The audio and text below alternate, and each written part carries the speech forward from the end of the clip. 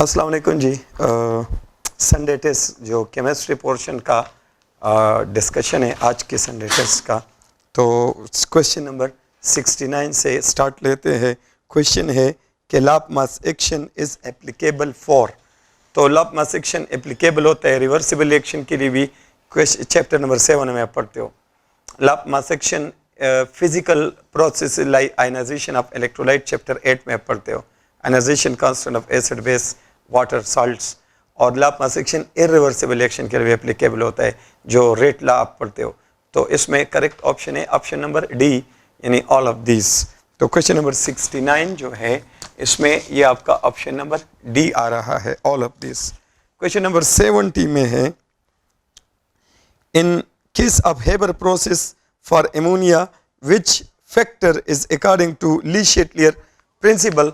तो Haber process में question number 70 में दिस इज एक्सोथर्मिक, और अगर ये एक्सोथर्मिक प्रोसेस है तो फिर तो यानी कि हीट इज इवॉल्व, तो फिर तो ली शेटलियर के मुताबिक इसका टेम्परेचर कम होना चाहिए। लेकिन आप इस सिस्टम का टेम्परेचर कम नहीं कर सकते, क्योंकि आप टेम्परेचर को कम करोगे तो नाइट्रोजन इज वेरी स्टेबल, फिर नाइट्रोजन रिएक्ट नहीं करेगा, तो खामखा आपको टेम्परेचर बढ़ाना पड़ेगा। तो उस टेम्परेचर को नाइट्रोजन को रिएक्शन के काबिल बनाने के लिए जो टेम्परेचर है वो हम कैटलिस्ट के मदद से काफ़ी हद तक कम करने में कामयाब हो जाते हैं।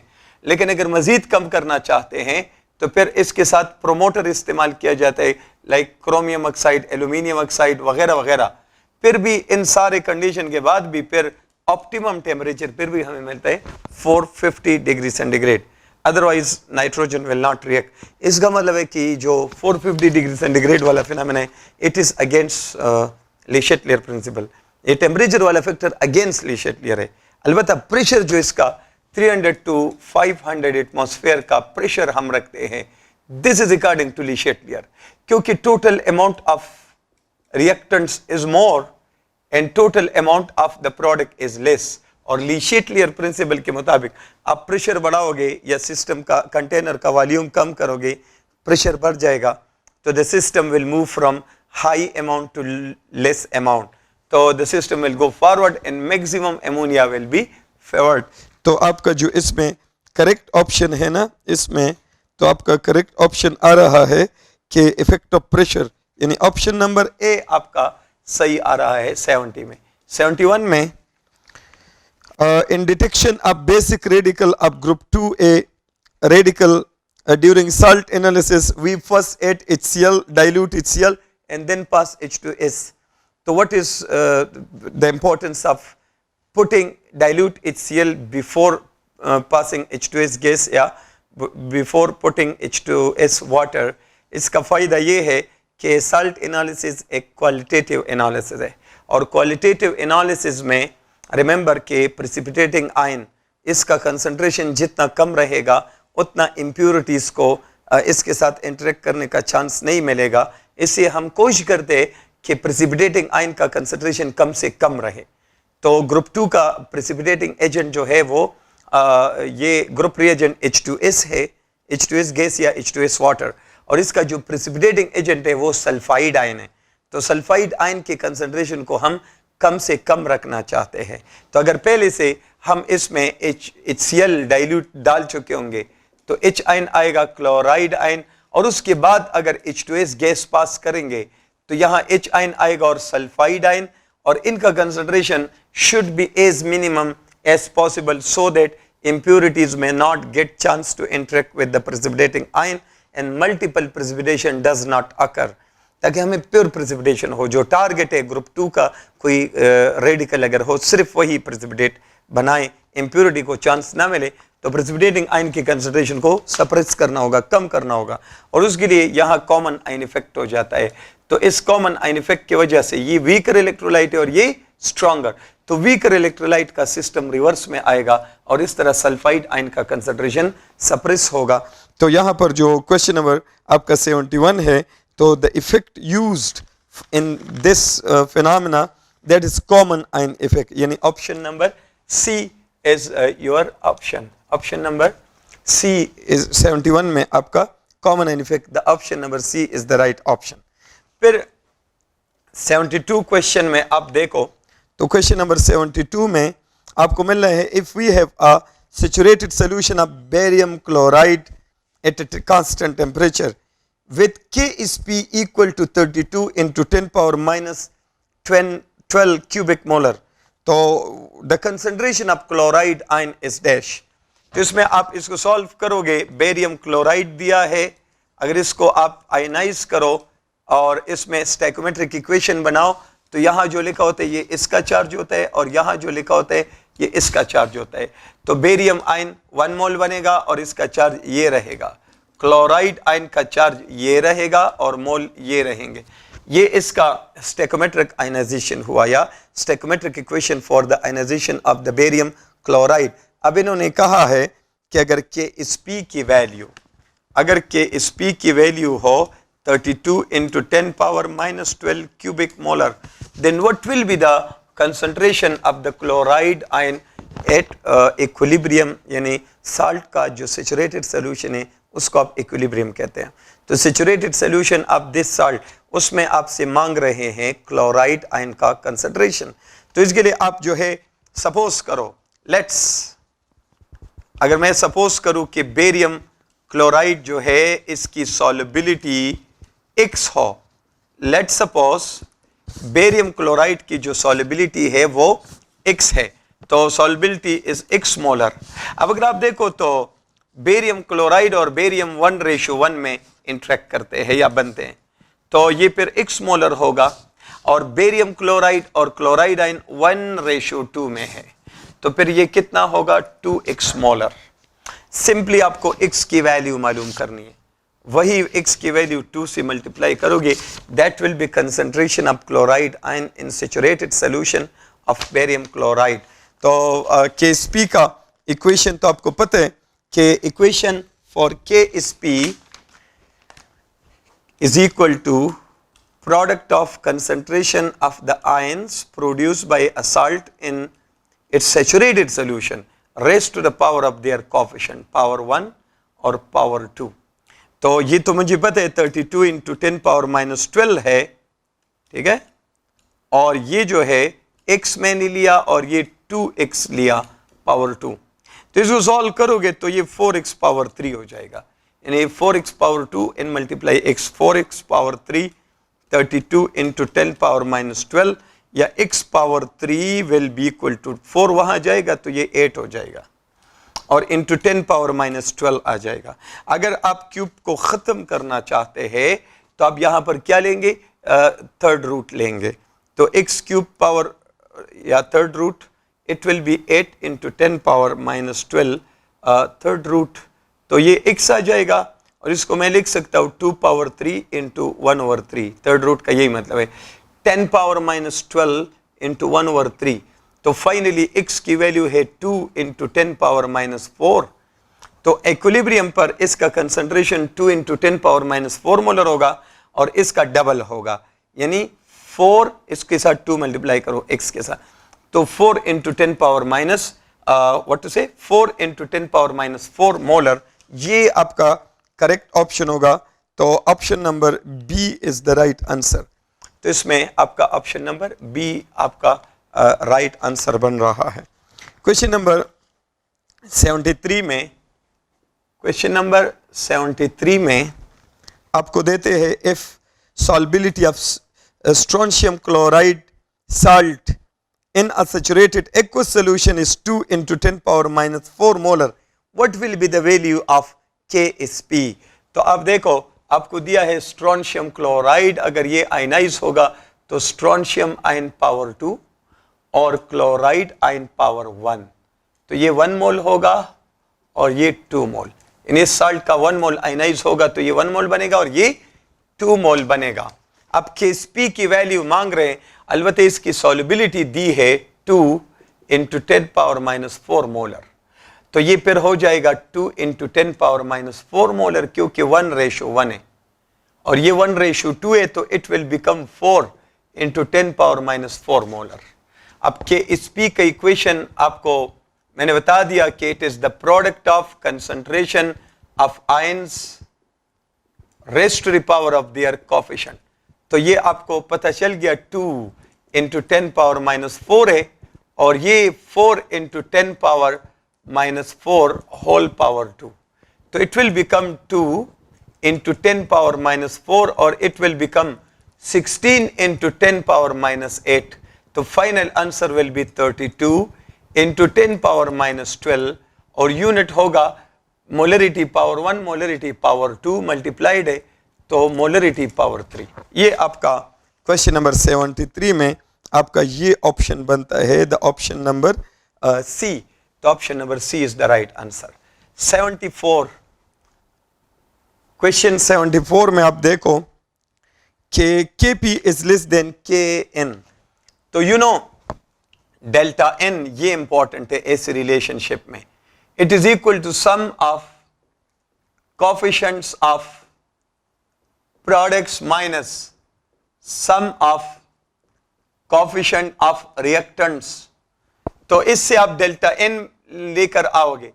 अगर डेल्टा n आपका 0 होगा तो Kp will be equal to Kc, Kp will be equal to Kx and Kp will be equal to Kn.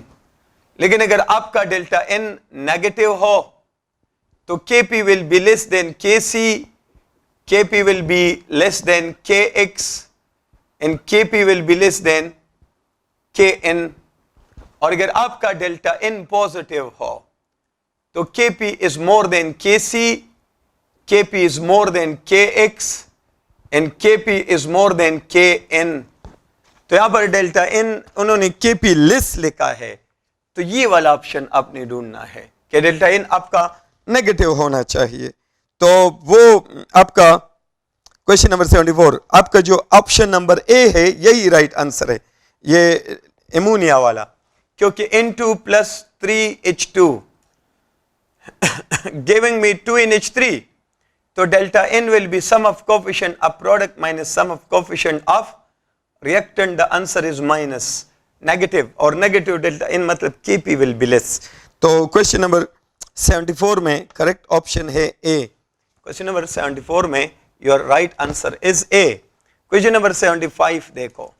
तो 75 क्वेश्चन में है कि अगर 2 molar nitrogen was reacted with 4 molar hydrogen as this one equilibrium mixture में हमने पाया कि 1.2 molar कौन है नाइट्रोजन है, तो कौन सा ऑप्शन करेक्ट है.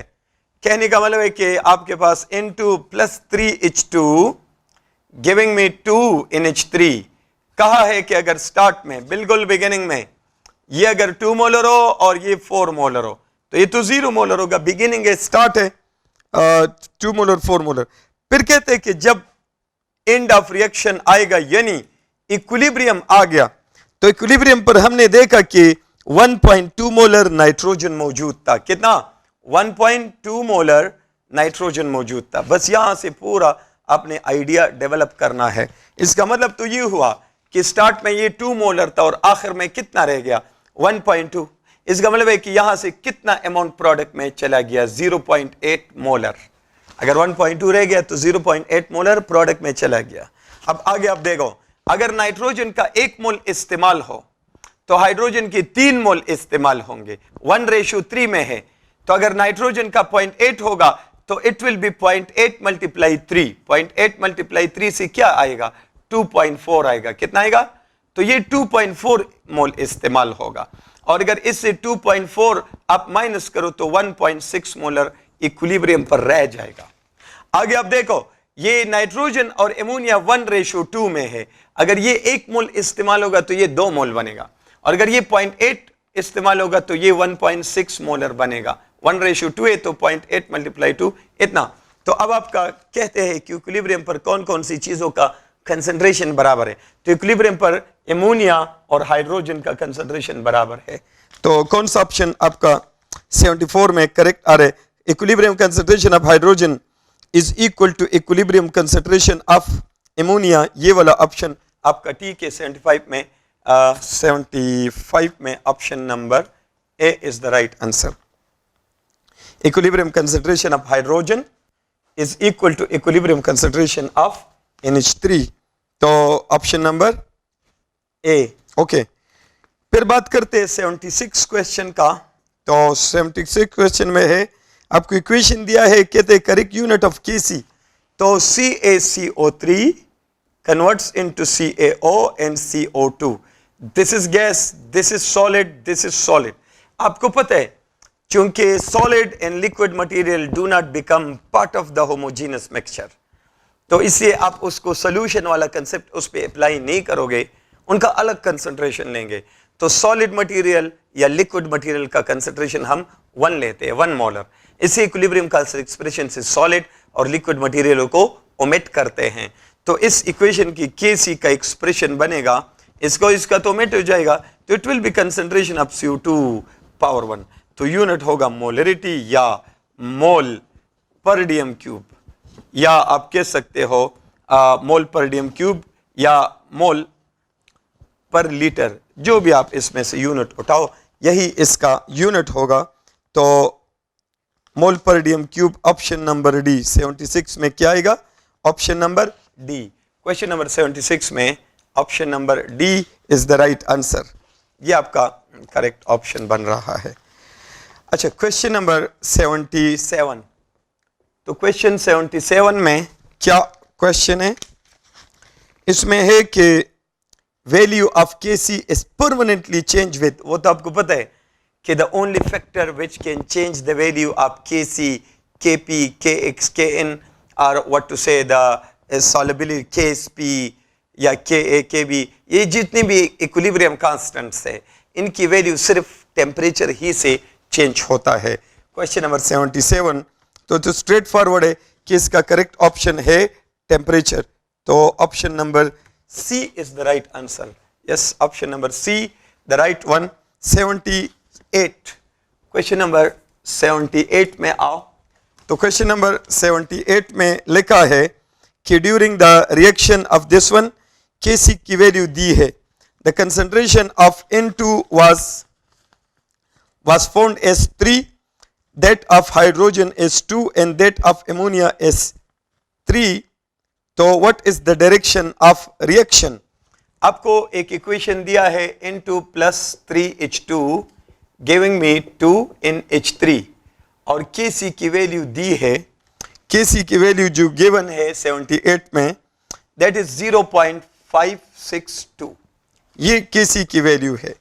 और फिर कहा है कि पता नहीं कौन सा भी कंडीशन हो, बट नाइट्रोजन का आपको कंसंट्रेशन दिया है 3 मोलर और हाइड्रोजन का 2 मोलर और एमोनिया का आपको कंसंट्रेशन दिया है 3 मोलर। ठीक है, कहते कि किसी भी लम्हे हाइड्रोजन 2 मोलर है, नाइट्रोजन 3 मोलर और एमोनिया भी 3 मोलर है, तो अब बताओ कि इस वक्त इस कंसंट्रेशन पर ये रिएक्शन फॉरवर्ड में जा रहे हैं, रिवर्स में, और या इक्विलिब्रियम में है। तो इक्विलिब्रियम में तो फिर कोई भी डायरेक्शन नहीं होता, तो आप फाइंडिंग QC, आप रिएक्शन कोशेंट फाइंड करो। जब आपको पता नहीं हो कि सिस्टम इक्विलिब्रियम में है या नहीं है, तो आप फिर QC फाइंड करो, reaction quotient in terms of concentration, तो it will be equal to concentration of NH3 power 2, concentration of N2 power 1, concentration of H2 power 3। तो एमोनिया का कंसंट्रेशन दिया है तो 3 × 3 हो जाएगा, यानी 9, डायरेक्ट आप इसको 9 लिखो, और ये दिया है 3 और ये दिया है 2, 2 × 2 × 2 इज 8, तो it will be 9 divided by 24, answer मेरे ख्याल में 0.3 समथिंग आता है। तो if QC is equal to Kc, तो फिर सिस्टम इक्विलिब्रियम में है, सिस्टम इक्विलिब्रियम में है एंड नो डायरेक्शन। इक्विलिब्रियम में तो डायरेक्शन का कंसेप्ट नहीं होता, लेकिन अगर ऐसा हुआ कि if the QC is more than Kc, तो फिर नो इक्विलिब्रियम, और जब इक्विलिब्रियम नहीं होगा तो एक डायरेक्शन तेज होगा, तो कौन सा डायरेक्शन तेज होगा? अगर QC ज्यादा है तो इसका मतलब है कि प्रोडक्ट का कंसंट्रेशन इक्विलिब्रियम से ज्यादा है और रिएक्टेंट का इक्विलिब्रियम से कम है, तो सिस्टम रिवर्स में रहेगा, आपका सिस्टम किधर जाएगा? प्रोडक्ट को कम होना। और if QC is less then Kc, तो फिर ये इक्विलिब्रियम से कम है और ये इक्विलिब्रियम से ज्यादा, इसको कम होना पड़ेगा और इसको ज्यादा, तो सिस्टम रिएक्टेंट से प्रोडक्ट की तरफ जाएगा, नो इक्विलिब्रियम एंड फॉरवर्ड। तो अब अपने क्वेश्चन में इनमें से ढूंढ लो, आपके QC की वैल्यू 0.3 है और वो 0.5 है, तो ये वाला आपका ऑप्शन है कि the system is in forward direction. Question number 78, the system is forward, the option number A. Question number 78 में ऑप्शन नंबर ए आपका आंसर है। क्वेश्चन नंबर 79 में देखो, तो क्वेश्चन नंबर 79 में है फॉर द रिएक्शन ये PCl5 give me PCl3 and Cl2 in a closed container. If we increase the volume of the vessel, then according to Le Chatelier principle, the system will shift in that direction.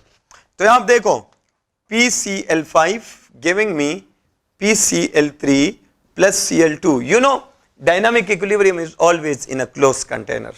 अब अगर dynamic equilibrium system पर pressure बढ़ाना चाहते हो ना, तो container के volume को कम करोगे, वॉल्यूम और प्रेशर इनवर्स है, और अगर वॉल्यूम आप कंटेनर बढ़ाओगे तो प्रेशर कम होगा।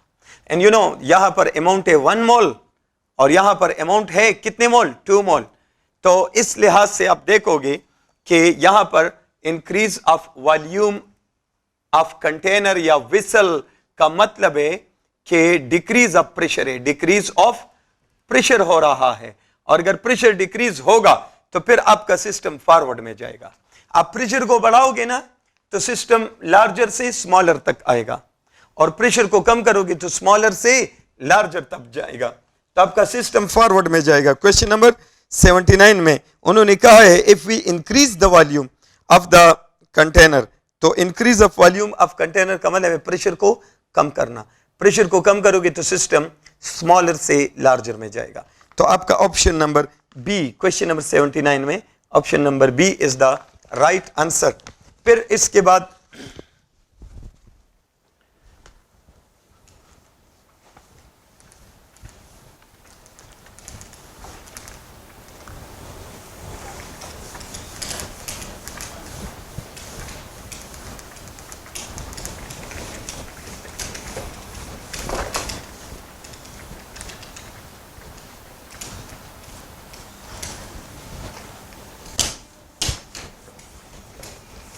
अच्छा, तो क्वेश्चन नंबर 80 की तरफ मूव करते हैं। एंड क्वेश्चन नंबर 80 में क्या कंसेप्ट है? क्वेश्चन नंबर 80 में है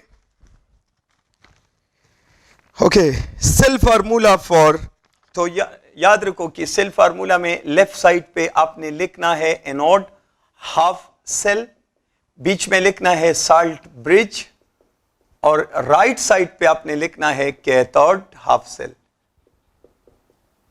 इतना तो आपने बुक में देखा होगा। तो एनोड हाफ सेल में लेफ्ट मोस्ट साइड पे पहले एनोड लिखना है और फिर एनोडिक आयंस, फिर एनोडिक आयंस, और इनका कंसंट्रेशन नोट करना है। और साल्ट ब्रिज को दो पैरेलल लाइन से जाहिर करते हैं, फिर कंसंट्रेशन ऑफ कैथोडिक आयंस, और फिर आप कैथोडिक आयंस का नाम लिखो और आखिर में फिर आप कैथोड लिखो। कन्वेंशनली गैल्वानिक सेल का एनोड लेफ्ट मोस्ट साइड पे होता है और कैथोड राइट मोस्ट साइड पे होता है। तो अब इन्होंने लिखा है कि अगर जिंक का रिडक्शन पोटेंशियल -0.76 वोल्ट हो, हाइड्रोजन का तो हमें पता है 0 है, तो अगर इसका रिडक्शन पोटेंशियल -0.76 वोल्ट है तो हाइड्रोजन का रिडक्शन पोटेंशियल 0 है, वो जिंक से बढ़ गया, तो इसका मतलब है कि अगर हाइड्रोजन का रिडक्शन पोटेंशियल ज्यादा है तो इस वक्त standard hydrogen electrode will act as cathode and zinc will act as anode. तो आपका सेल फार्मूला होगा zinc zinc ion, anode anodic ion 1 molar, concentration mention ना हो तो 1 मोलर लो, और फिर 1 मोलर कैथोडिक आयंस हाइड्रोजन होगा और हाइड्रोजन।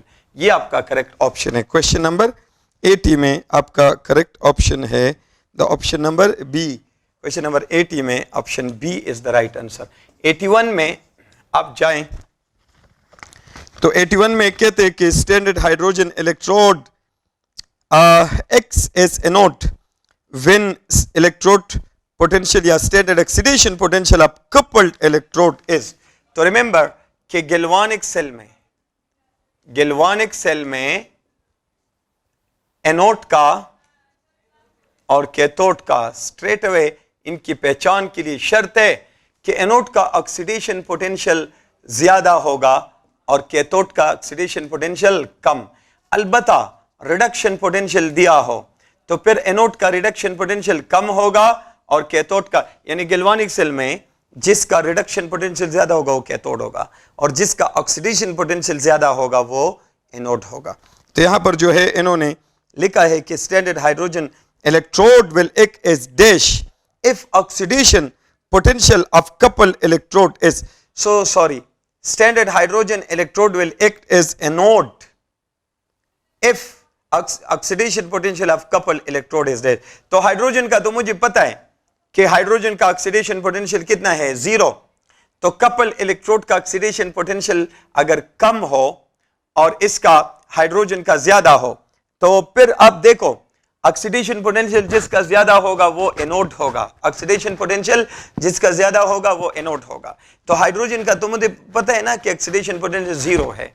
अब अगर कपल इलेक्ट्रोड का ऑक्सीडेशन पोटेंशियल नेगेटिव हो तो फिर hydrogen will act as anode, तो नेगेटिव आंसर इसमें आता है। The option number C is the right answer. तो option number C is the right answer. 82 question में कहते कि इन नेल्सन सेल या इसको डायफ्राम सेल भी कहते हैं, hydrogen gas is produced at dash electrode. तो नेल्सन सेल में, नेल्सन सेल या diaphragm cell also called diaphragm cell, क्योंकि इसमें एस्बेस्टास डायफ्राम इस्तेमाल होता है। Asbestos is calcium magnesium silicate. और फिर Nelson cell is used for, it is used for formation of या synthesis of caustic soda। caustic soda is NaOH। caustic का मतलब है corrosive to skin, any chemical which corrodes skin, which damages skin tissue is called caustic chemical। तो इसमें basically anode पर कौन सा reaction होता है? एनोड पर होता है 2 मोल क्लोराइड आयंस इलेक्ट्रॉनों की को लूज करके क्लोरीन गैस बनाते हैं। और कैथोड पर क्या होगा? कैथोड पर बेसिकली 2 चीजें इंतजार में बैठे इन 2 इलेक्ट्रॉनों को हासिल करने के लिए। एक तो बैठा है सोडियम आयन, वो चाहता है कि मुझे ये 2 इलेक्ट्रॉन मिले और मैं रिड्यूस हूं सोडियम मेटल में।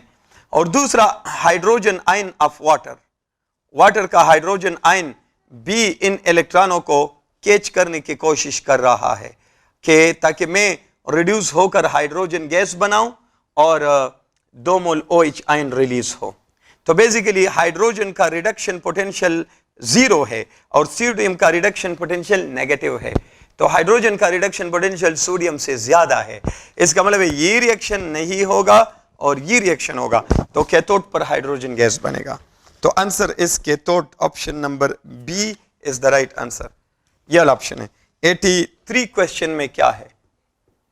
83 क्वेश्चन में है कि if rust of iron is analyse the chemical found will be dash.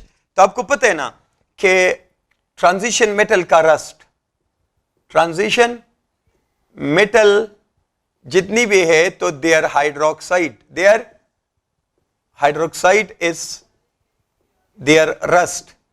Transition metal का जो रस्ट है वो बेसिकली जंग, वो बेसिकली उसका हाइड्रोक्साइड होता है। लेकिन जब ये ट्रांजिशन रस्टिंग होता है ना, तो अब आयरन की बात है तो आयरन 2 का नहीं, आयरन 3 का। Iron 3 is more stable then iron 2। Iron पहले आयरन 2 में ऑक्सीडाइज होता है, बट आयरन 3 मोर स्टेबल है तो ये इमीडिएटली आयरन 2 से आयरन 3 में कन्वर्ट होता है। तो ferric hydroxide, this is chemical formula for rust of iron, ये वाटर में इनसॉल्युबल होता है। अब जिंक का रस्ट जिंक हाइड्रोक्साइड होगा, ZnOH2।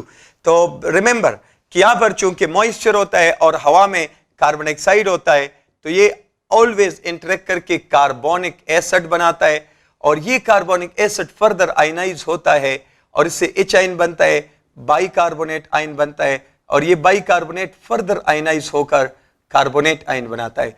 तो आपको बाइकार्बोनेट भी मिलता है और कार्बोनेट भी मिलता है। तो आयरन के रस में ये तो खामखा मिलेगा, ये तो उसका फार्मूला है, लेकिन उसके साथ साथ कार्बोनेट आयन और बाइकार्बोनेट आयन भी आपको मिलते रहते हैं ईयर में कार्बन डाइऑक्साइड की मौजूदगी की वजह से। तो फिर यहाँ आपका क्वेश्चन नंबर 83 में राइट ऑप्शन होगा कि ऑप्शन ए। 83 में राइट ऑप्शन है the option number A.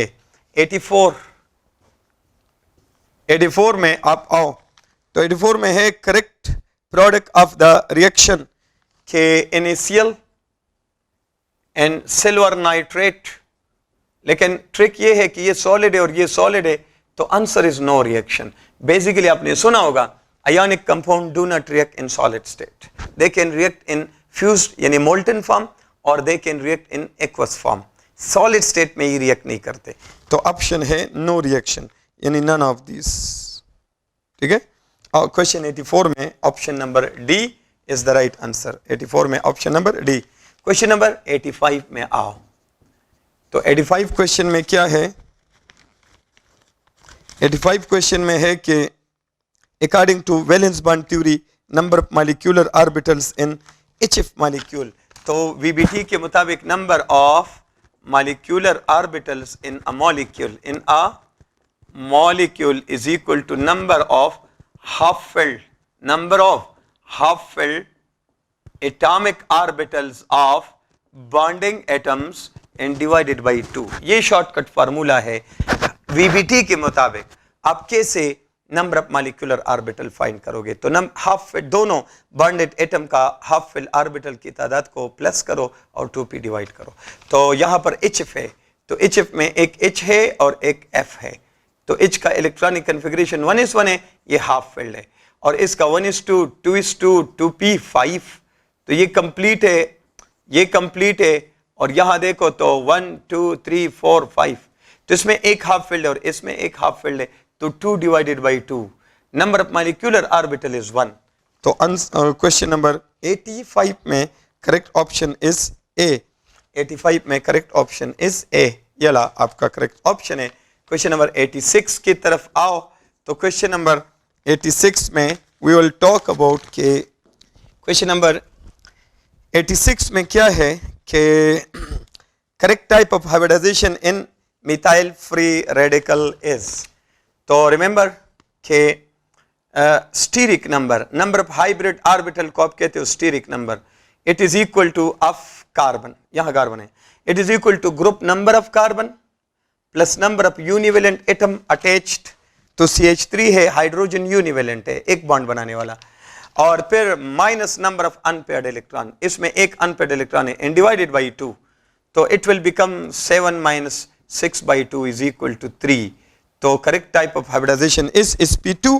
Question number 86 में करेक्ट ऑप्शन नंबर बी। 86 में option number B is the right answer. 87 question की तरफ आओ तो क्वेश्चन नंबर 87 में we will talk about the true about SO bond order of SO2 molecule। तो SO2 molecule में basically resonance है, एक रेजोनेंस या कैनोनिकल स्ट्रक्चर ऐसे हैं ये, और in the very next moment आप देखोगे कि ये स्ट्रक्चर ऐसे हो जाएगा। तो इन दोनों का वेटेड एवरेज जिसको आप कहते हो रेजोनेंस हाइब्रिड स्ट्रक्चर, तो ये जो पाई बांड है ये 50% यहां आएगा और 50% यहां आएगा, मतलब एक ही पाई बांड है और कभी इधर होता है और कभी उधर होता है। तो एक पाई बांड है और दो एरिया में डिलोकलाइज्ड है, तो 0.5 यहां आएगा, 0.5 यहां, तो इसका ये बॉन्ड ऑर्डर कितना हुआ 1.5, और ये बॉन्ड ऑर्डर भी 1.5 ही हुआ। तो option number D is the right answer.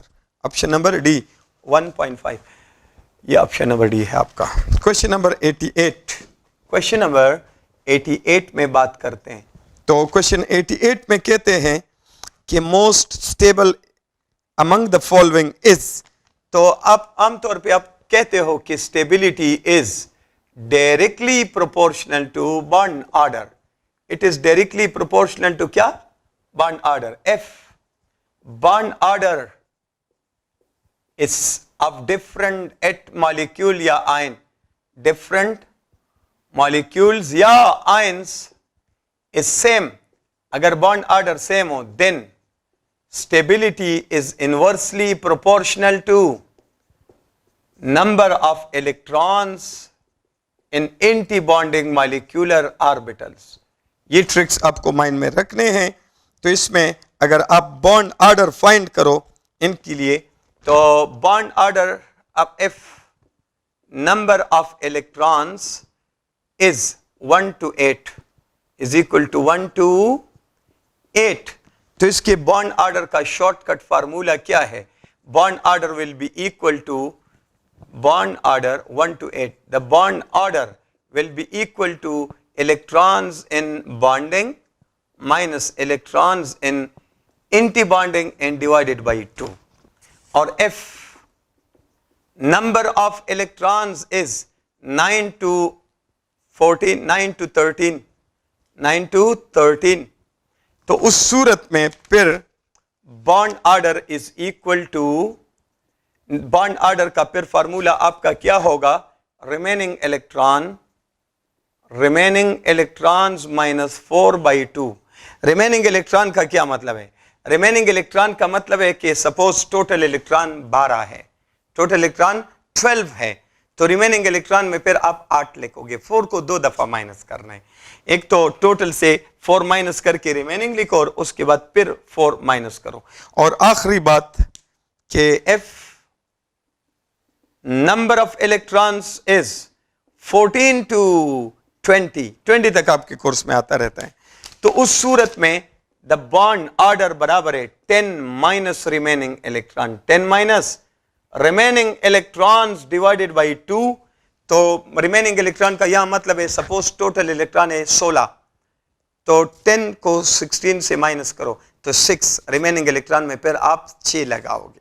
ये आपने ट्रिक फॉलो करना है. तो इससे आप क्विकली बॉन्ड ऑर्डर फाइंड कर सकते हो चारों ऑप्शंस का.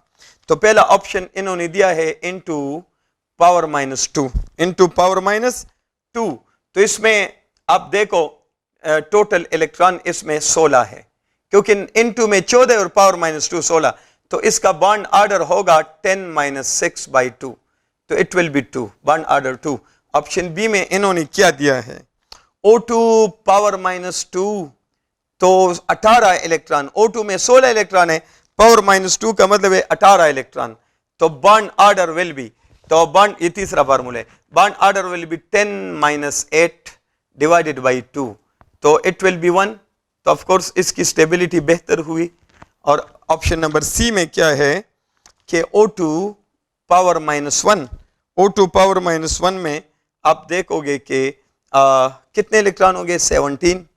तो bond order will B 10 minus 7 divided by 2, तो 1.5. फिलहाल तो ये सबसे बेस्ट है. ऑप्शन नंबर डी में कौन है? Lithium molecule power minus 2. तो लिथियम में 3 इलेक्ट्रॉन है, तो Li2 में 6 इलेक्ट्रॉन होंगे, और अगर पावर माइनस 2 है तो टोटल 8 इलेक्ट्रॉन हुए. तो पहला वाला फार्मूला अप्लाई करोगे, the bond order will be, तो अगर B A bonding anti bonding, bonding anti bonding, तो 2 2 2 एंड 2, ये आपके पास बॉन्डर आएगा. तो 4 माइनस 4/2 इज इक्वल टू 0. तो ये आपका करेक्ट ऑप्शन है. मैक्सिमम बॉन्ड ऑर्डर जिसका होगा उसी की स्टेबिलिटी मैक्सिमम होगी.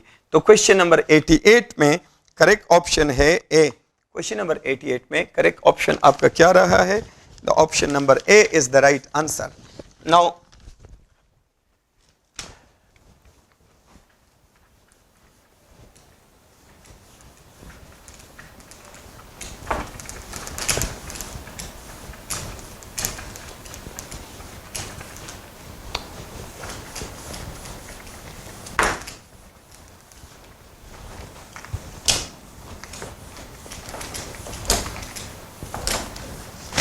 अच्छा जी, क्वेश्चन नंबर 89 तक मूव करते हैं.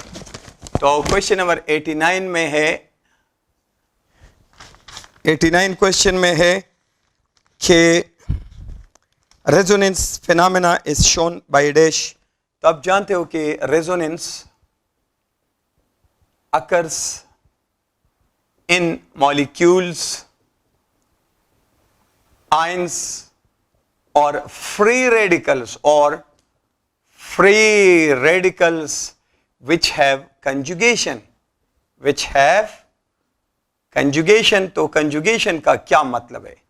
conjugation का मतलब है alternation of, इसका मतलब है alternation of pi bond, alternation of pi bond, alternation का मतलब है gap of a sigma bond, एक सिग्मा बॉन्ड का गैप छोड़ना है आपने। तो अल्टरनेशन ऑफ पाई बॉन्ड किसके साथ, पाई बॉन्ड का अल्टरनेशन देखना है with pi bond, pi with pi. Like example के तौर पे लेट मी टेक 1,3 ब्यूटाडाइइन, तो ये पाई और पाई कंजुगेटेड है तो रेजोनेंस है।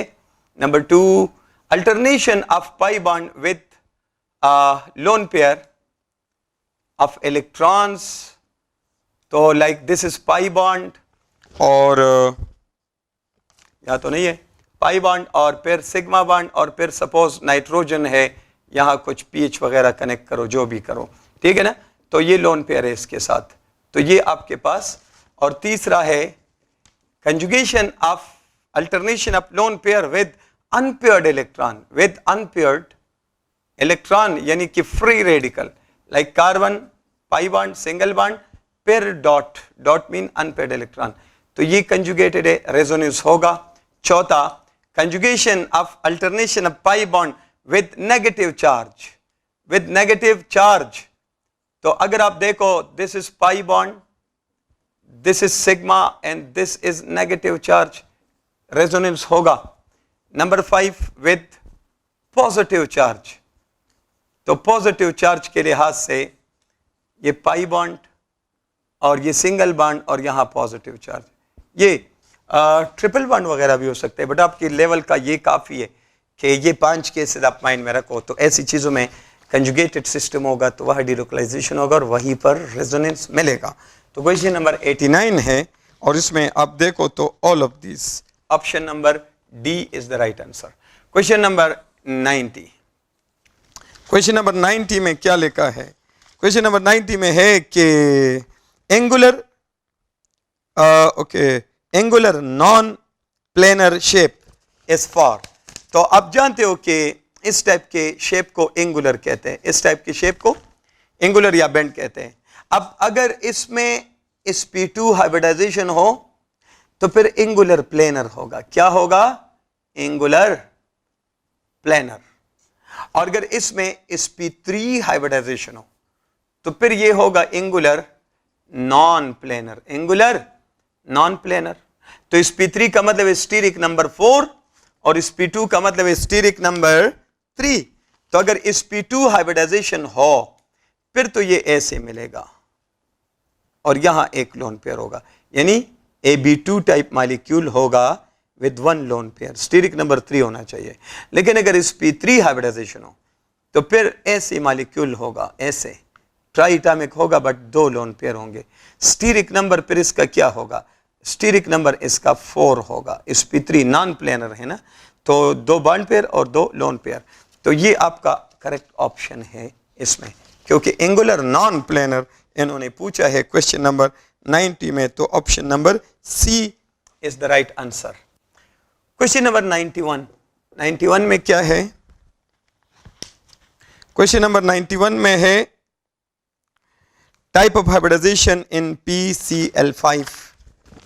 तो PCl5 में स्टीरिक नंबर कितना है, number of attach atom plus number of lone pair तो नहीं है, तो इसका स्टीरिक नंबर कितना हुआ, स्टीरिक नंबर इसका हुआ 5 और स्टीरिक नंबर 5 में या तो sp3d1 हाइब्रिडाइजेशन होगा, 3 और 1 4 1 5, या dsp3 होगा।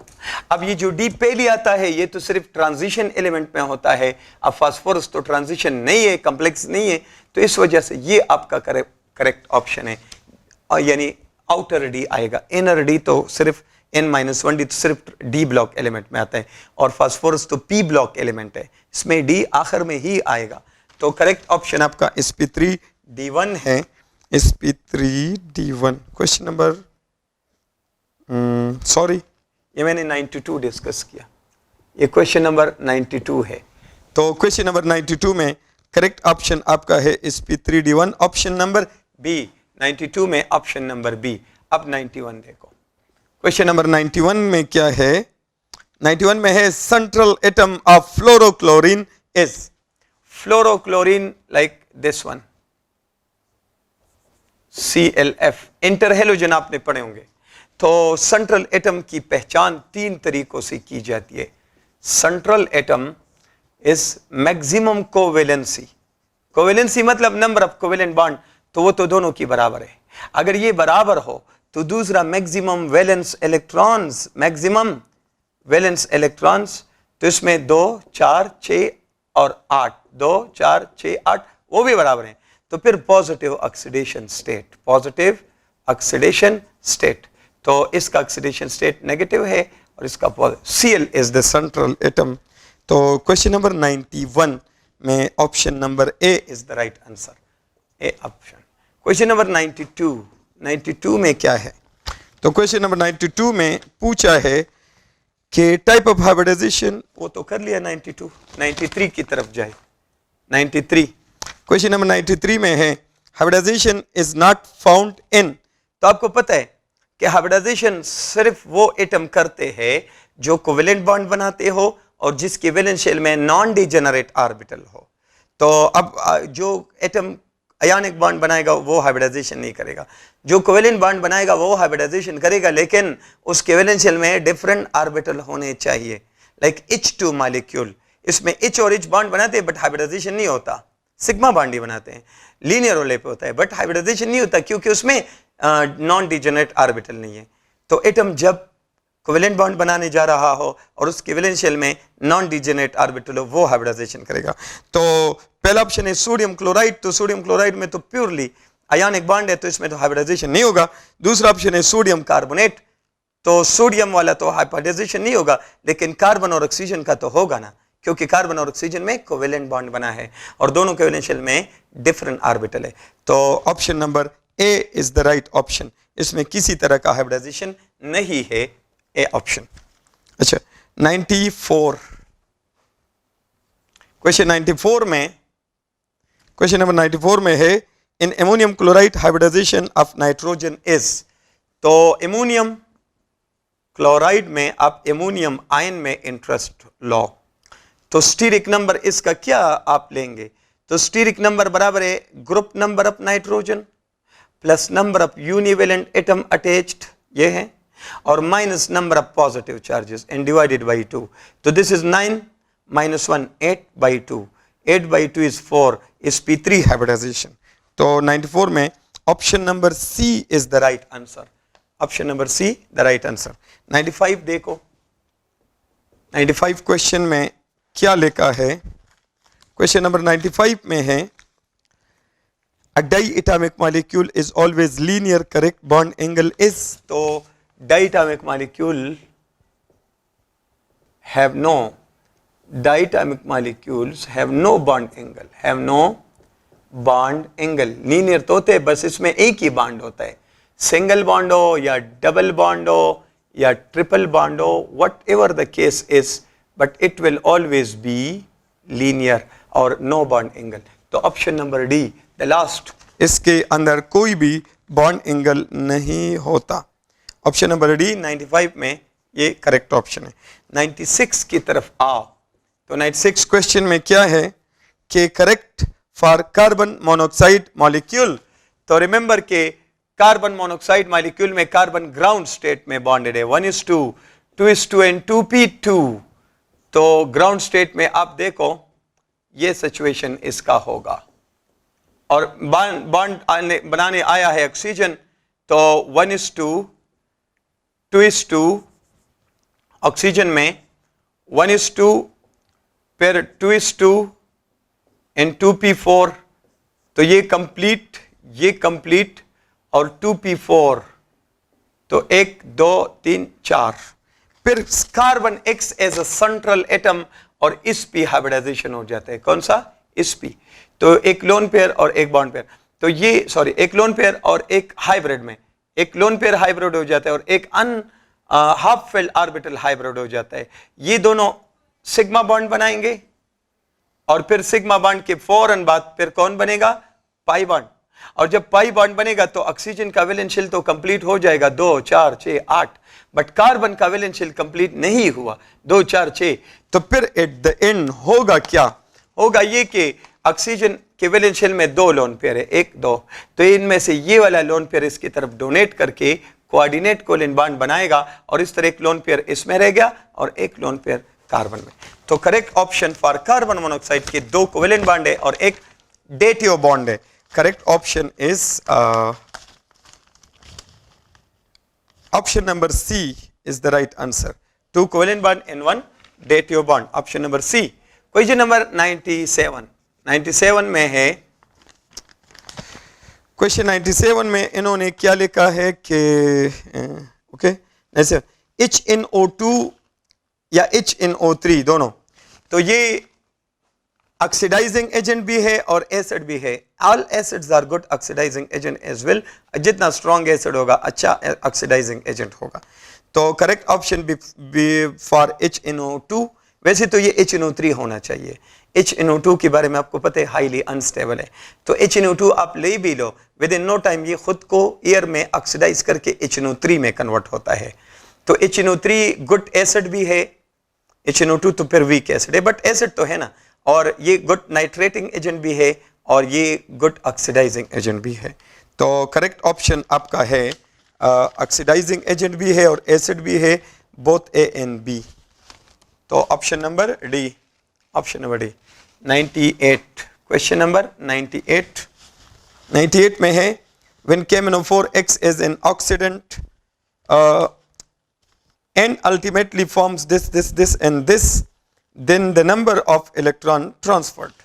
तो अब देखो KMnO4 यानी MnO4 परमैंगनेट आयन, कहते हैं कि अगर ये कन्वर्ट हो जाए किस में, MnO4 पावर -2 यानी मैंगनेट आयन में, या अगर ये कन्वर्ट हो जाए किस में कन्वर्ट हो जाए, अगला है MnO2 में, और अगला में लिखा है कि अगर ये कन्वर्ट हो जाए Mn2O3 में, या अगर ये कन्वर्ट हो जाए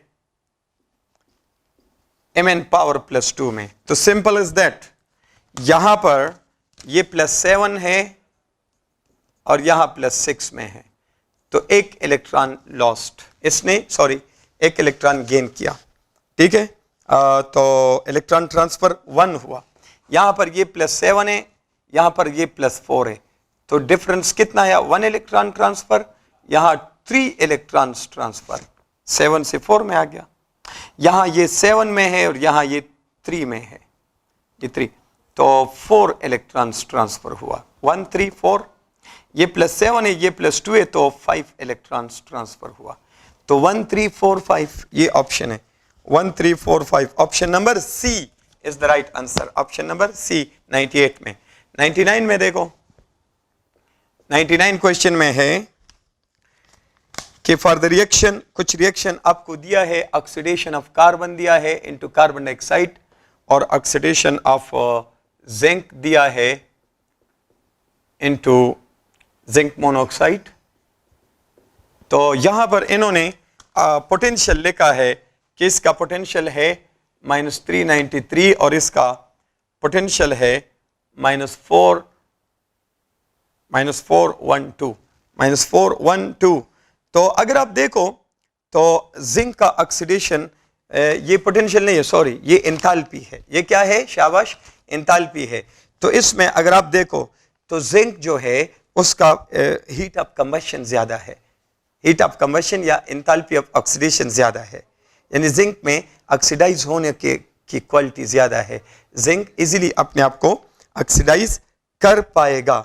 जिंक का ऑक्सीडेशन आसान है और कार्बन का ऑक्सीडेशन कंपैरेटिवली से कम है, तो इसका option number A is the right option 99 में, कि कार्बन कैन ऑक्सीडाइज जिंक, यानी जिंक, इन दोनों का कंपैरिजन दिया है, दोनों का ऑक्सीडेशन किया है और एंथैल्पी दी है। तो आप देख रहे हो कि कार्बन का जो ऑक्सीडेशन है उसमें एंथैल्पी कम है और जिंक के ऑक्सीडेशन में एंथैल्पी ज्यादा, तो जिंक का कार्बन से बेहतर ऑक्सीडेशन होता है, इसलिए हम option A is the right answer 99 में। Question number 99, A option, it is the right answer. Question number 100, question number 100 में क्या है, तो क्वेश्चन नंबर 100 में है at anode in the electrolysis of fuse sodium chloride. Fuse मतलब molten, यानी don cell की बात कर रहे हैं, तो एनोड पर कौन बनता है, तो डॉन सेल में या नेल्सन सेल, दोनों में एनोड पर जो है ऑक्सीडेशन होता है और वो क्लोराइड आयन का होता है। it oxidizes to chlorine atom. तो ये आपका ऑप्शन है 100 नंबर क्वेश्चन में Cl negative. Option number B is the right answer. 100 में option number B is the right answer. याला. और 101 में क्वेश्चन नंबर 101, क्वेश्चन नंबर 101 में the reference electrode is made by using. तो ये है कि एक तो आपका standard electrode standard hydrogen electrode है और इसमें इस्तेमाल होते हैं हाइड्रोजन इन HCl, और एक स्टैंडर्ड कैलोमल इलेक्ट्रोड है. ये तो आपको पता है कि इसमें दो सीरियस ड्रॉबैक्स है. इस फेल्ड तो आजकल स्टैंडर्ड कैलोमल इलेक्ट्रोड, और ये बनाए जाते हैं मरकरी से और मर्क्यूरस क्लोराइड से. मरकरी और मर्क्यूरस क्लोराइड से बनाया जाता है. तो इसमें आपका करेक्ट ऑप्शन है option number D, last option. तो 101 में option number D is the right answer. 102 में 102 क्वेश्चन नंबर 102 में आपका आएगा at cathode the electrolysis of aqueous sodium sulphate will give. तो डेफिनेटली एक्वस है. तो मैंने पहले भी बताया कि सोडियम का रिडक्शन पोटेंशियल कम है और हाइड्रोजन का रिडक्शन पोटेंशियल ज्यादा है, तो कैथोड पर हाइड्रोजन गैस ही बनेगा. ऑप्शन नंबर बी, ये पहले एक्सप्लेन किया है इससे पहले एमसीक्यूज में. तो 102 में ऑप्शन नंबर बी आएगा. और 103 की तरफ आओ. तो क्वेश्चन 103 में है, क्वेश्चन नंबर 103 में है कि in which of the following compound iron has the lowest oxidation state, minimum oxidation state. तो ये आयरन पेंटा कार्बोनिल में है, क्योंकि you know carbonyl is a neutral ligand. Carbonyl is a neutral, तो इसका पावर 0 है, तो आयरन का ऑक्सीडेशन स्टेट भी 0. बाकियों में आयरन का ऑक्सीडेशन स्टेट है. तो correct option is C is the right answer. और किधर है 103 में ऑप्शन नंबर सी. 104 में क्या है? क्वेश्चन 104 में है number of moles of potassium chromate reduce by 1 mole by 1 mole of एसन आयंस इज. तो आप इसको बैलेंस करो. डाइक्रोमेट आयन है और एसन है, तो आप इसको बैलेंस करोगे तो ये क्रोमियम 3 में कन्वर्ट हो जाएगा और ये एसन power +4 stannous will convert into stannic. ये चेंज आएगा. आप देखो तो यहां पर ये +6 से चला गया +3 में, तो 2 है, तो फिर इसका मतलब है कि दे हैव गॉट 6 इलेक्ट्रॉन. एक ने 3 गेन की तो 2 ने 6. और एसन चला गया +2 से +4 में, तो इसका मतलब है कि इसने क्या किया, 2 इलेक्ट्रॉन्स इसने lost. It has lost 2 electron and chromium has gain how many electron, 6 electron. अब इनको स्ट्रेट अवे आपने बैलेंस करना है. नंबर ऑफ इलेक्ट्रॉन को बराबर करने के लिए इसको 3 करो, इसको आप 3 करो, बस आपका इक्वेशन बैलेंस हो जाएगा. ठीक है, तो 1:3 में ये आएगा. तो अगर आप देखो एसन रेशो Cr2 7, तो एसन के अगर 3 मोल हो, शाबाश, कितने मोल हो, तो फिर ये कितना चाहिए 1. लेकिन उन्होंने पूछा है कि एसन के 1 मोल के लिए कितना चाहिए x, तो x will be equal to 1 divided by 3. ये आपका ऑप्शन है. तो option number 104 option number A is the right answer. Option number A is the right answer. फिर 105 में पूछ रहे हैं कि the half cell reaction with its standard reduction potential are. आपको स्टैंडर्ड रिडक्शन पोटेंशियल दिए हैं. एक लेट का है कि Pb+2 reduces to Pb, और इसका रिडक्शन पोटेंशियल दिया है, इसका रिडक्शन पोटेंशियल -0.13 वोल्ट है. और फिर दूसरा दिया है कि Ag power +1 electron gain to silver metal, और इसका रिडक्शन पोटेंशियल दिया है इट इज +9.8 वोल्ट. 9.8 वोल्ट इसका रिडक्शन पोटेंशियल है. कहते which of the following reaction will favourably occur. तो तो इसका मतलब है कि इसका रिडक्शन तो होगा, स्पॉन्टेनियस है, लेकिन इसका रिडक्शन नहीं होगा, ये नॉन स्पॉन्टेनियस है। तो बेसिकली lead, इसको रिवर्स करो, lead will convert into lead ions releasing 2 mole electron producing plus 0.13 volt, spontaneous होगा, और ये बेशक यही रिएक्शन होगा। तो it will gain 1 mole electron and will give you this one and the potential will be plus 9.8 volt। बस ऐसा कुछ रिएक्शन होगा। बहरहाल आप कहोगे कि lead plus silver ion will combine and balance करो ना फिर इसको, ठीक है, इसको 2 करो तो बैलेंस हो जाएगा। एंड अगर इसको यू 2 करो तो फिर आपके पास क्या आएगा, lead plus silver ion will combine and will give you lead ions and will give you silver metal. ये आपका रिएक्शन होगा। तो ऑप्शन नंबर कौन सा रहे, option number D is the right answer. Option number D आपका रहे। इन्होंने सिल्वर थोड़ा पहले लिखा है, ठीक है। तो 105 में option number D the right answer. Okay, now shifting to the next question 106।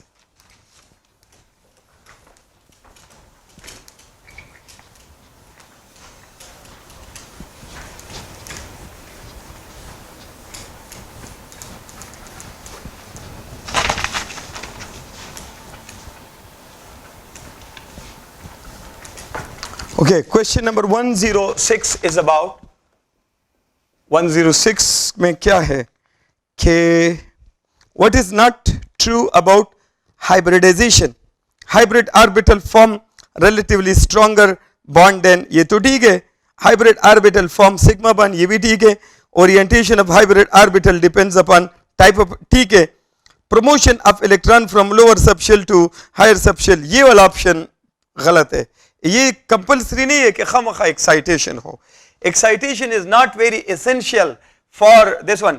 Like carbon में आप देखो तो 1:2, 2:2, 2p2, तो इसमें तो बिल्कुल हाइब्रिडाइजेशन के दौरान आप देख रहे हो कि प्रोमोशन ऑफ इलेक्ट्रॉन हो रहा है लोअर से हाई। लेकिन अगर आप ऑक्सीजन देखो, ये मीथेन की बात करूं, ये वाटर की बात करूं, तो वाटर का ऑक्सीजन आप देखो तो 1:2, 2:2 एंड 2p4, तो ये ग्राउंड स्टेट में ऑक्सीजन बॉन्ड बना रहा है। और जब ग्राउंड स्टेट में बॉन्ड बना रहे तो यहां पर हाइब्रिडाइजेशन में इलेक्ट्रॉन का प्रोमोशन नहीं हो रहा। तो एक हाइब्रिडाइजेशन के लिए इलेक्ट्रॉन का promotion from lower to higher orbital कभी होते और कभी नहीं, ग्राउंड और एक्साइटेड स्टेट, ये एसेंशियल नहीं है। तो आपका करेक्ट ऑप्शन नंबर डी है इसमें 106 में, ऑप्शन डी। 107 में है which of the following type of hybridization leads to 3-dimensional geometry of bond around carbon? तो sp हाइब्रिडाइजेशन में प्लेन नहीं होता, sp2 2-dimensional होते हैं और sp3 3-dimensional होते हैं। Correct option is sp3, option number C is the right answer.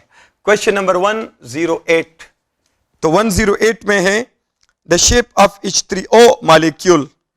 तो H3O मॉलिक्यूल में आप देखो तो इसमें ऑक्सीजन के पास, सुनो, ऑक्सीजन के पास एक लोन पेयर है, एक पॉजिटिव है। तो स्टीरिक नंबर तो इसका मालूम करो ऑक्सीजन का, इसमें ऑक्सीजन का, तो ग्रुप नंबर 6 और अटैच यूनिवेलेंट एटम अटैच 3 और नंबर ऑफ पॉजिटिव चार्जेस को माइनस करो, -1/2, तो इट इज 8/2 4। हाइब्रिडाइजेशन तो इसमें sp3 है। इसकी ज्योमेट्री तो टेट्राहेड्रल है, लेकिन इसका जो अपीयरेंस है वो पिरामिडल जैसा होगा। वो आपको कैसे मिलेगा, ये एक लोन पेयर भी है ना, तो it will be pyramidal. Option number B is the right answer. Question number 108, option number B is the right answer, ठीक है। It will look like a pyramid, ये लोन पेयर की वजह से ये पिरामिडल दिखाई देगा, ठीक है। और फिर आप इसमें बात कर सकते हो about 109, the bond angle of 109, the bond angle around beryllium in BeCl2। तो बेरिलियम क्लोराइड में तो सिंबल है कि beryllium is sp hybridize, excited state में sp हाइब्रिडाइज है, तो लीनियर है 180 डिग्री। तो bond angle in beryllium chloride is 180 degree. Option number D. It is the right answer. 109 में option D. Okay, 110. 110 question में what is asked in 110? Which of the following species assumes planar structure? तो planar के लिए जरूरी है sp2 hybridization. तो इसमें ये ऑप्शन नंबर बी आ रहा है, CH3 with a positive charge. तो group number plus number of univalent attached और -1 डिवाइडेड बाई 2, तो it is steric number 3 sp2, यही प्लेनर होगा. बाकियों में sp3 है. तो option number B is the right answer. Option number B is the right answer. 111 111 में क्या है? क्वेश्चन नंबर 111 में है कि the hybrid state of nitrogen in nitrate is same as that of sulfur in dash. तो it is NO3 power -1. Steric number निकालो, तो steric number होगा ग्रुप नंबर 5 प्लस यूनिवेलेंट तो कोई नहीं है, नेगेटिव चार्जेस को प्लस करो डिवाइडेड बाई 2, तो स्टीरिक नंबर 3 मतलब sp2 है. तो कौन सा ऑप्शन है जिसमें सल्फर? तो SO3 आपका सही ऑप्शन है कि ग्रुप नंबर इसका 6 है, यूनिवेलेंट एटम कोई नहीं है, चार्ज कोई नहीं है, डिवाइड बाई 2, तो इसका स्टीरिक नंबर भी क्या आ रहा है? sp2. तो सेम हाइब्रिडाइजेशन है सल्फर और नाइट्रोजन का. तो करेक्ट ऑप्शन इज sp3, यानी option number B is the right answer. Option number B the right answer. Question number 112. 112. Which of the following process always involve the decrease in oxidation state? तो it is reduction. reduction में oxidation state कम होता है और oxidation में oxidation state बढ़ता है. 113. The geometry of IF7. तो IF7 में आपको हाइब्रिडाइजेशन ट्रेस करना है, स्टीरिक नंबर निकालो, तो ग्रुप नंबर 7 और यूनिवेलेंट एटम अटैच्ड है, 7 चार्ज कोई नहीं है, तो स्टीरिक नंबर इसका 7 है, और स्टीरिक नंबर अगर इसका 7 हो तो या तो sp3 d3 हाइब्रिडाइजेशन होगा और या d3 sp3 हाइब्रिडाइजेशन. अब ये तो नहीं हो सकता आयोडीन में, क्योंकि ये पहली डी जो आता है ये N-1 डी होता है, ये सिर्फ डी ब्लॉक एलिमेंट में होता है. तो this is the right answer. बहरहाल इन दोनों का शेप है पेंटागोनल बाई पायरामिडल. क्या है? Pentagonal by pyramidal. और इस पेंटागोनल बाई पायरामिडल में 5 एंगल 72 डिग्री के होते हैं, 2 एंगल 90 डिग्री के होते हैं और एक एंगल 180 डिग्री का होता है. तो 113 में सही ऑप्शन है D, option number D. It is the right answer. 114. 114 question में है in which of the following group of species the hybrid state of carbon is same. तो इनमें अगर आप देखो ऑप्शन नंबर डी डायरेक्ट इसमें आता है मीथेन, तो ये sp3 है. डायमंड बी कार्बन है, तो यहां मीथेन में कार्बन sp3 है, डायमंड में भी कार्बन sp3 ही है, और साइक्लोहेक्सेन में भी ईच कार्बन इज sp3. तो option number D the right answer. Question number 115. 115 में है which shape is associated with the molecular structure that has the bond angle of 120 around the central atom. अगर bond angle 120 है तो बेशक फिर ये sp2 hybridisation होगा, और sp2 हाइब्रिडाइजेशन में ट्राइगोनल प्लेनर ज्योमेट्री आपको मिलती है. तो option number D is the right answer. 115 में ऑप्शन नंबर डी. और फिर 116 में a molecule AB2 exhibits a dipole moment 0, then the hybrid state of A. तो AB3 टाइप मॉलिक्यूल है, और अगर AB3 टाइप मॉलिक्यूल है तो डाइपोल मोमेंट 0 का मतलब है कि no lone pair. Lone pair नहीं है तो फिर स्टीरिक नंबर कितना हुआ? स्टीरिक नंबर आपका 2 हुआ, और स्टीरिक नंबर 2 हुआ तो ये sp2 हाइब्रिडाइजेशन है, और कोप्लेनर या ट्राइगोनल प्लेनर या ट्रायंगुलर प्लेनर इसका वो है. तो hybridization is sp2, option number A. 116 में option number A is the right answer. 117. Question number 117. Which of the following species has tetrahedral structure? तो xenon tetrafluoride, SF4 और NO3 power -1 NH4। तो NH4 आपका option है कि steric number निकालो इसका, तो group number 5 univalent atom HH4 minus number of positive charges divided by 2, तो it is 8/2 is equal to 4, तो sp3 हाइब्रिडाइजेशन है। तो आपका टेट्राहेड्रल स्ट्रक्चर एमोनियम आयन का होगा 117 में आपका ऑप्शन नंबर डी है। बाकियों का आप इस तरीके से निकालो तो ये हाइब्रिडाइजेशन नहीं आएगा। 118 the hybrid state of carbon in methyl carbocation and methyl carbanion is respectively, यानी मिथाइल कार्बोकेटाइन मिथाइल कार्बिनाइन, तो इसमें हाइब्रिड स्टेट पर इसका क्या होगा, तो स्टीरिक नंबर मालूम करो 4 + 3 - 1/2, तो इट इज sp2, क्योंकि sp2 और इसका 4 + 3 + 1/2, तो ये क्या होगा sp3, sp2 sp3, तो option number C is the right answer, sp2 sp3, option number C. Question number 119 में लिखा है for the potential values of the following half reaction, आपको कुछ वैल्यूज दिए हैं कि which two combination would give cell with largest cell potential. तो अब देखो कि डी का पोटेंशियल दिया है but reduction potential sorry oxidation दिया है वो माइनस में है। उल्टा करो इसको ऑप्शन 1 को कि आप इसको डी आयन लो और इसको इलेक्ट्रॉन्स दो तो डी मेटल बनेगा, और जब डी मेटल बनेगा तो आपको कितना पोटेंशियल मिलेगा 1.5 वोल्ट प्लस, माइनस को मैंने प्लस किया क्योंकि रिएक्शन को मैंने उल्टा किया, और एक 1.5 और भी है सबसे ज्यादा, ये सबसे ज्यादा वैल्यूज पे आप फोकस दो।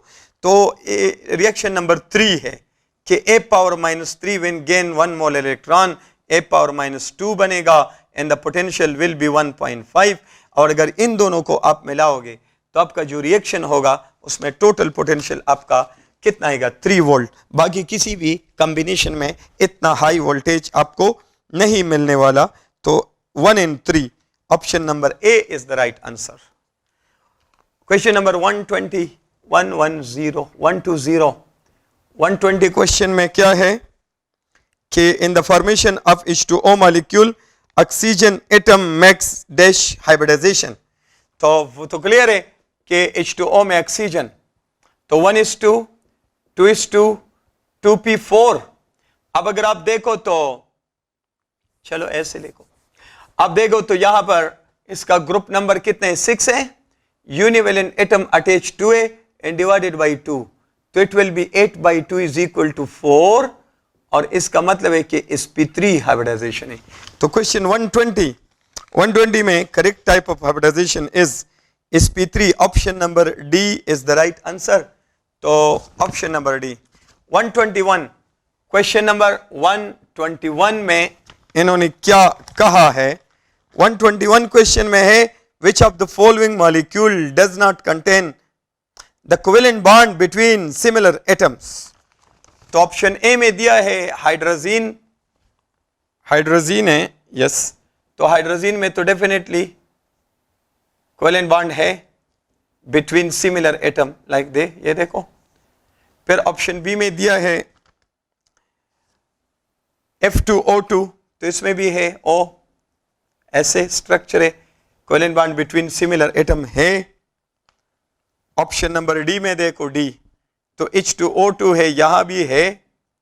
ऑप्शन नंबर सी में आप देखो तो ऑप्शन नंबर सी में है H2F2, तो H2F2 वाला मॉलिक्यूल पॉसिबल नहीं है, यहां पर ये बनता ही नहीं है, तो ये सी ऑप्शन आपका करेक्ट है।